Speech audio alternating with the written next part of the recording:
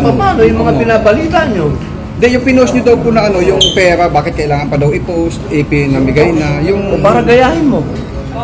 Baka may pera ka, di pa bigay mo, padala mo doon. Anong problema? At para malaman ninyo na may mga ginagawa tayong hakbang para hindi na ito muling maulit. At sa mga ahensya at operator, ang pananagutan ay hindi personal na atake. Ito ay hinihinging karapatan ng mamamayan sapagkat nasa ating konstitusyon ang mahusay na transportasyon. Kapag buhay ang nakataya, parang awa nyo na. Kawawa na itong mga taong ito.